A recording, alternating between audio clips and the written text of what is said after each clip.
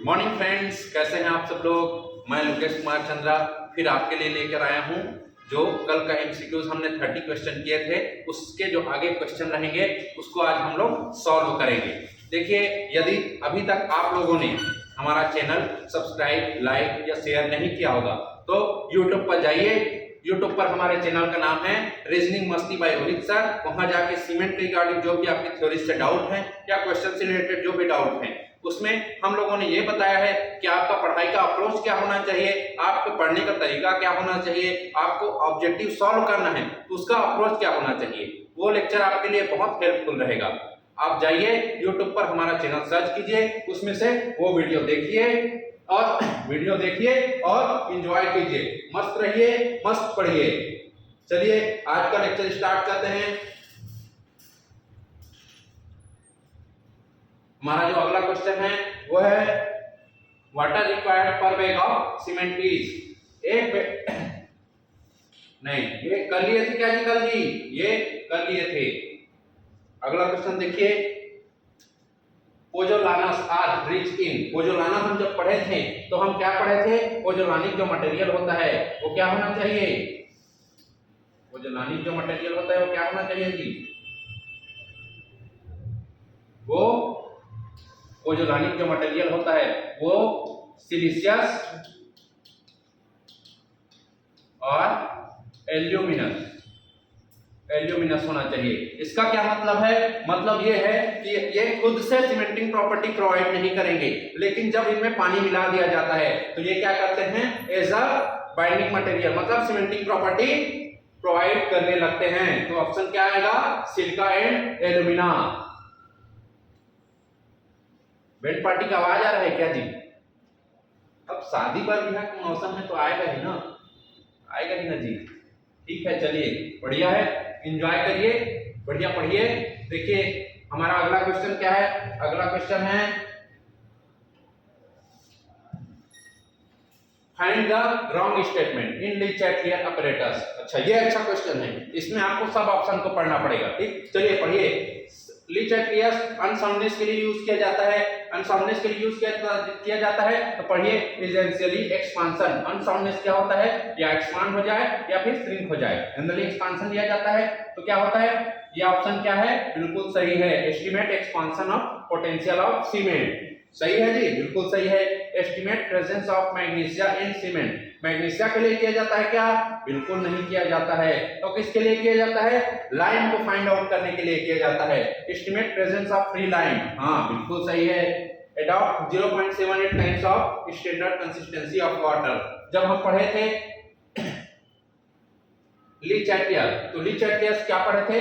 Soundness के लिए use किया जाता है, अनसाउंडनेस। ठीक है, अनसाउंडनेस। इसमें एस आपका साउंड कर रहा है, उसमें मैं बताया था 7 भी लिखेंगे तो किसकी तरह 7 लिखेंगे तो ये भी एस से स्टार्ट हो रहा है, ये भी एस से स्टार्ट हो रहा है, तो 0.78 उसमें जो रहता है वो वाटर का अमाउंट रहता है, तो ये भी बिल्कुल सही है। तो आपका ऑप्शन कौन सा हो जाएगा? Option number B. Option number B ये होता है आपका ऑप्शनल लगाने का तरीका। चलिए अगला क्वेश्चन देखिए। अगला क्वेश्चन क्या बोल रहा है हमारा? 33 क्वेश्चन। सॉरी, ये क्या हो गया? गड़बड़ हो गया मुझे। चलिए इसको काट देते हैं। ये देखिए 33 क्या बोल रहा है हमारा? Rapid hardening cement contains relatively higher proportion. Rapid hardening cement में किसका प्रोपोर्शन सबसे ज्यादा होता है? रैपिड हार्डनिंग सीमेंट मतलब, रैपिड हार्डनिंग सीमेंट का मतलब क्या होता है? जो सीमेंट जल्दी स्ट्रेंथ गेन कर लेता है। तो सबसे ज्यादा प्रोपोर्शन किसका होता है? मैं बताया था आपको C3S का होता है, C3S का होता है। तो कौन सा आ गया आपका? Option number A. अगला क्वेश्चन देखिए। अगला क्वेश्चन देखिए, the volume of one bag cement in terms of cubic metre. हम इसको जब फैक्ट्स पढ़े थे, जब मैं आपको फैक्ट्स पढ़ाया था तब बताया था, फैक्ट्स पढ़ाया था तब बताया था कि क्या होता है? Weight of one bag cement जब पढ़े थे तो कितना पढ़े थे? 50 केजी।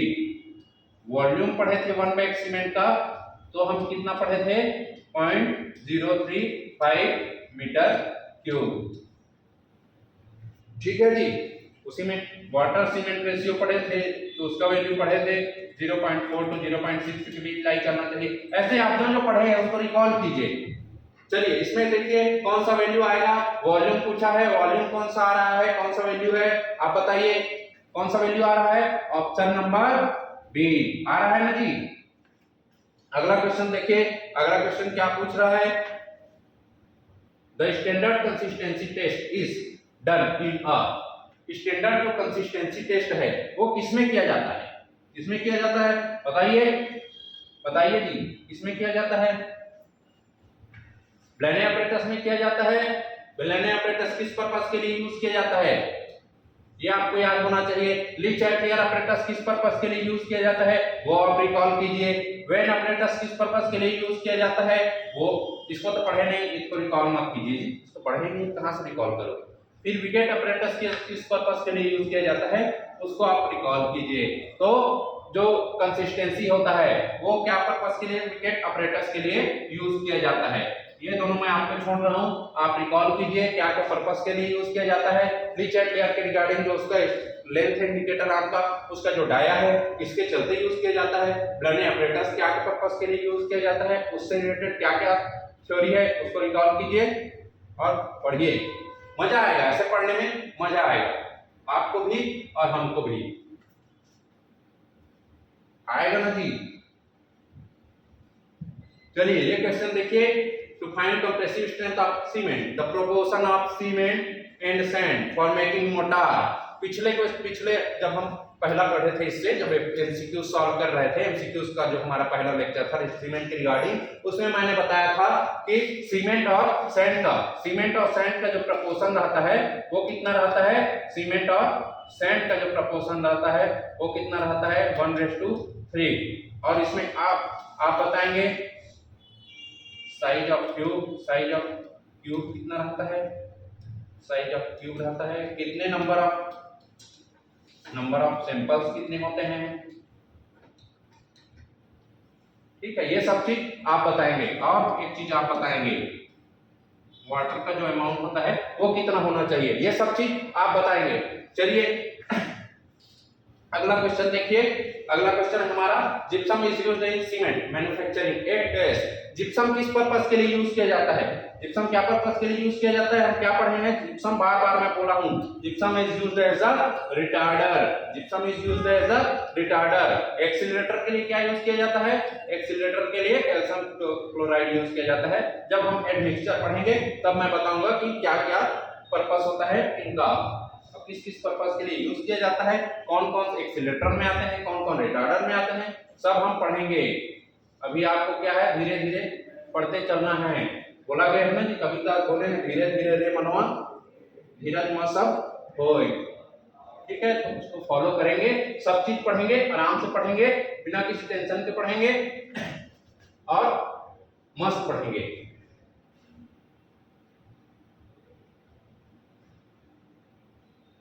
चलिए अगला देखते हैं, the construction of dam, types of cement used is, मतलब डैम कंस्ट्रक्शन के लिए कौन सा सीमेंट यूज किया जाता है, डैम कंस्ट्रक्शन के लिए कौन सा सीमेंट यूज किया जाता है। डैम क्या होता है जी, डैम में स्ट्रेंथ तुरंत चाहिए रहता है कि बाद में चाहिए रहता है, डैम क्या होता है, एक मासिक कंस्ट्रक्शन होता है जिसमें हमको स्ट्रेंथ जो है बहुत लेटर स्टेज में चाहिए रहता है। तो हम कौन सा सीमेंट यूज करते हैं, लो हीट सीमेंट। जब हम लो हीट सीमेंट पढ़ रहे थे तभी मैं आपको बताया था कि डैम के लिए लो हीट सीमेंट यूज किया जाता है। चलिए अगला क्वेश्चन देखिए, अगला क्वेश्चन है हमारा, एक मिनट, इससे पहले जो किया था चलिए बिल्कुल सही है, 39 फाइनेंस ऑफ सीमेंट।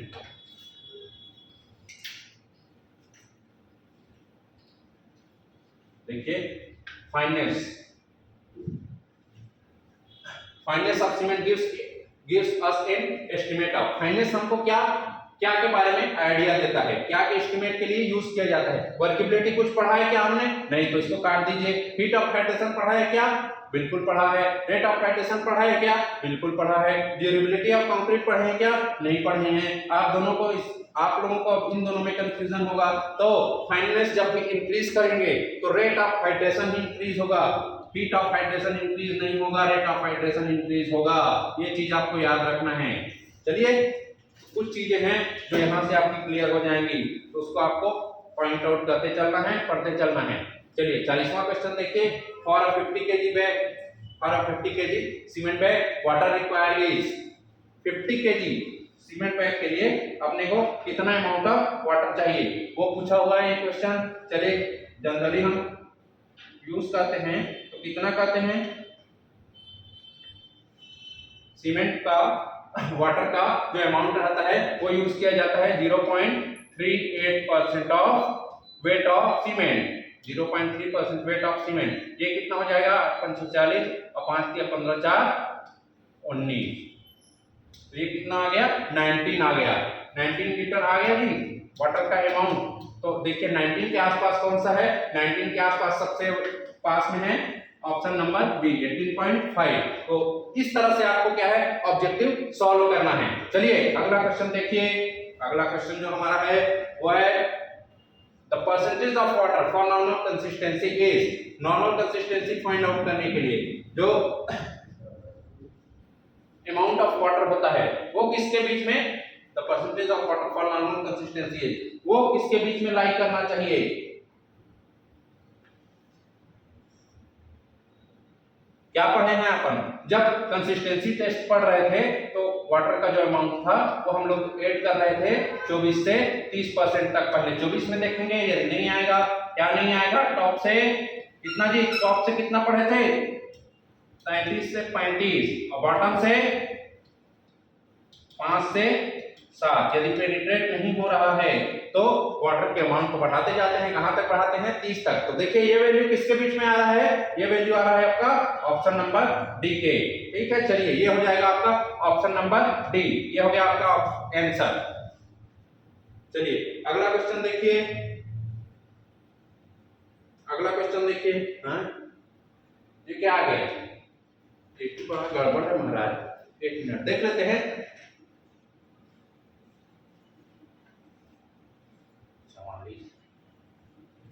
44 नहीं किए हैं, 44 आ गए हैं। हाँ 42 देखिए ये क्वेश्चन आया हुआ है, the minimum percentage chemical ingredient cement, cement में सबसे कम अमाउंट में कौन सा रहता है। देखिए ये क्वेश्चन हम लगा चुके हैं, ये क्वेश्चन मैं आप लोगों के लिए छोड़ रहा हूँ, ये क्वेश्चन मैं आप लोगों के लिए छोड़ रहा हूँ। मेजर पढ़े हैं, माइनर पढ़े हैं, उसमें आप लगाइएगा और बताइएगा आंसर इसका क्या आना चाहिए। अगला क्वेश्चन देखिए, the process of hydration of OPC to complete all chemical reaction, the water required to complete all chemical reaction बोल रहा है। तो कितना अमाउंट ऑफ वाटर चाहिए अपने को, कितना अमाउंट ऑफ वाटर चाहिए, इतना मैं क्या बताया हूं आपको, कितना परसेंट चाहिए। यदि ऑल केमिकल रिएक्शन बोल रहा है, यदि ऑल केमिकल रिएक्शन मतलब केमिकल रिएक्शन कंप्लीट कराने के लिए अपने कितना चाहिए रहता है 0.23। और यदि अगला ये हो गया एक, दूसरा हो गया यदि for complete hydration, for complete hydration यदि बोले, कंप्लीट हाइड्रेशन बोले तो कितना रहना चाहिए 0.38। ठीक है, ऐसे आपको कंफ्यूज नहीं होना है, ऐसे याद रखना है। तो 0.23 किसके बीच में लाई कर रहा है, ऑप्शन नंबर सी, ये हो गया आपका आंसर। चलिए अगला क्वेश्चन देखिए।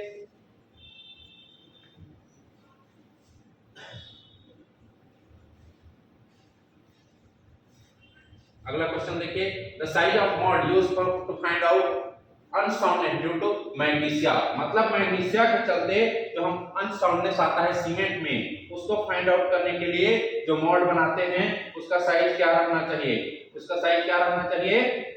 क्या पढ़े यहाँ पर, मैग्नीशिया के चलते जो आता है अनसाउंडनेस, उसको मेजर किससे करते हैं, उसको मेजर करते हैं ब्लेनेट, मैग्नीशिया के चलते जो आता है उसको किससे मेजर करते हैं, ब्लेनेस करते हैं क्या, नहीं करते हैं, ऑटोक्लेव से करते हैं। उसमें जो अमाउंट ऑफ गेज प्रेशर रहता है वो कितना रहता है 21 kg पर सेंटीमीटर स्क्वायर। उसमें जो साइज ऑफ जो ब्लॉक रहता है, ठीक है, जो मोल्ड रहता है उसका साइज कितना होता है, मैं क्या बताया था आपको, 25 25 और 20 करके एक जीरो और लगा दीजिए, उसमें एक जीरो और लगा दीजिए। तो ये कौन सा वैल्यू है, ये कौन सा आ रहा है आपका ऑप्शन नंबर सी। हो गया आपका कंप्लीट ये। चलिए अगला क्वेश्चन देखिए। अगला क्वेश्चन है हमारा, ये बड़ा गड़बड़ है जी, बार बार ये प्रॉब्लम आ जाता है। एक मिनट रुकिएगा, एक मिनट, इसको बड़ा गड़बड़ है जी, होता नहीं इससे। देखिए अगला जो क्वेश्चन है हमारा, the centre middle of the attachment of wicket plunger project the circular cutting edge is. जो सर्कुलर कटिंग जो रहता है उसका एज का जो नीचे का वैल्यू है, जब मैं पढ़ाया था आपको फाइनल सेटिंग टाइम, तो उसमें हम क्या पढ़े थे, देखिए यहाँ पर डायग्राम के थ्रू मैं आप लोगों को बताने की कोशिश किया हूँ। ये देखिए ये एनुलर रिंग है, ये किसके लिए यूज किया जाता है, ये कंसिस्टेंसी फाइंड आउट करने के लिए यूज किया जाता है। ये 1 mm स्क्वायर नीडल है, 1 mm स्क्वायर नीडल है, ये किसके लिए यूज किया जाता है, तो find out the initial setting time of cement. ये 5 mm एनुलर रिंग है, 5 mm एनुलर रिंग है, जो किसके लिए यूज किया जाता है, final setting time of cement. इस जब 5 mm एनुलर रिंग या जिसको कॉलर बोला जाता है, उसके नीचे में कुछ इस प्रकार का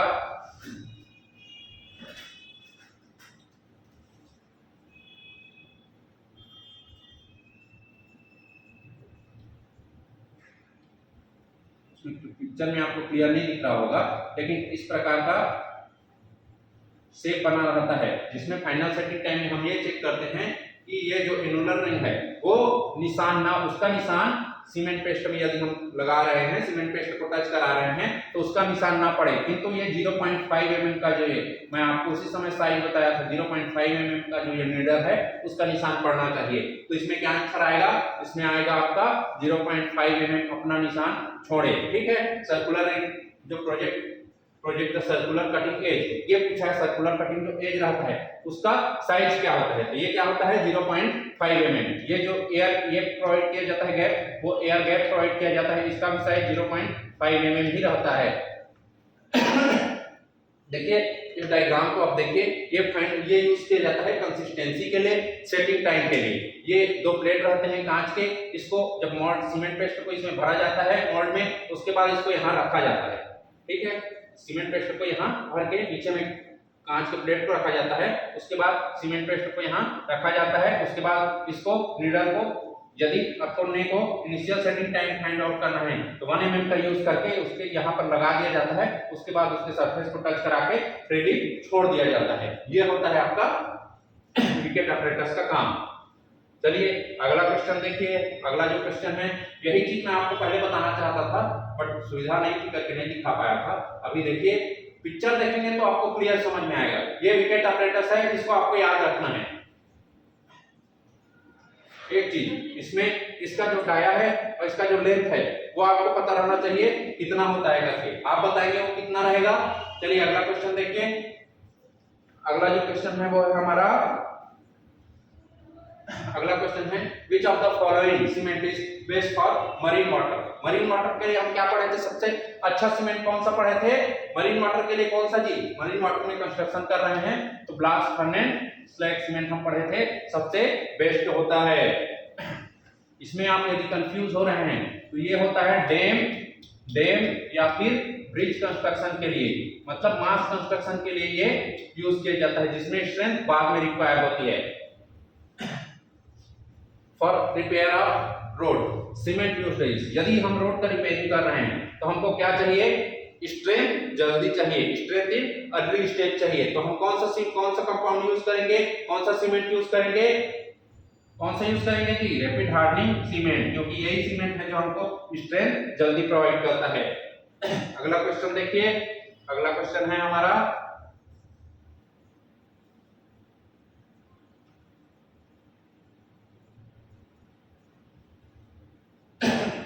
The quality control of Portland cement paste essentially done is, quality control cement का कैसे किया जाता है। ये सब पेस्ट पढ़े हैं क्या अपन, रिकॉल कीजिए। एक बार और पढ़ चुके हैं, क्वेश्चन क्या पढ़ चुके हैं, इसका आंसर आप लोग बताएंगे। The correct decreasing order of rate of hydration of OPC, मतलब घटते हुए सबसे ज्यादा किसका होता है, उसके बाद किसका होता है, ये आपको याद रखना है।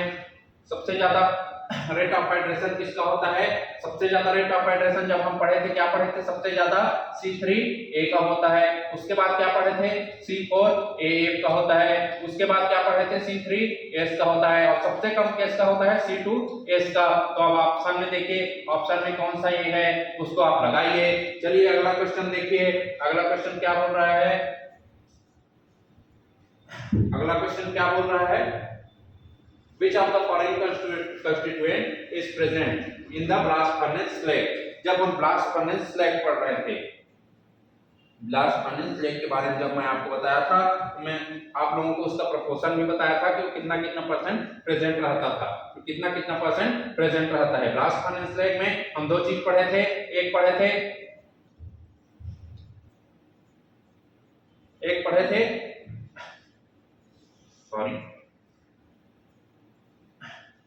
पढ़े थे हम लोग लाइम पढ़े थे, और दूसरा क्या पढ़े थे जी, सिलिका। ब्लास्ट फर्नेस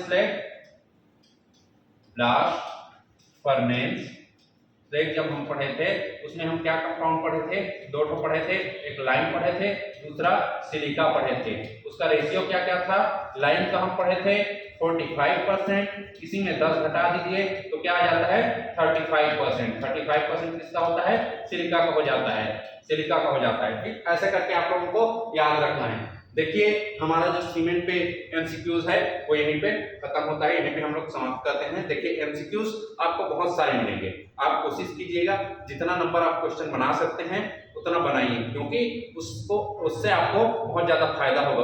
हो सकता है कुछ क्वेश्चन ऐसे रहें जिसको आपको डायरेक्ट याद करना है, तो वो भी क्वेश्चन मिल जाए तो कोशिश कीजिएगा मैक्सिमम नंबर आप क्वेश्चन सॉल्व करने का, वो आपको एग्जाम में कॉन्फिडेंस दिलाएगा, जो आपको स्कोर करने में मदद दिलाएगा। ठीक है, चलिए ये सब एमसीक्यूज जाइए हमारे YouTube चैनल पे रीजनिंग मस्ती बाय रोहित सर में देखिए और एंजॉय कीजिए, मस्त रहिए, शानदार रहिए, जबरदस्त रहिए। धन्यवाद।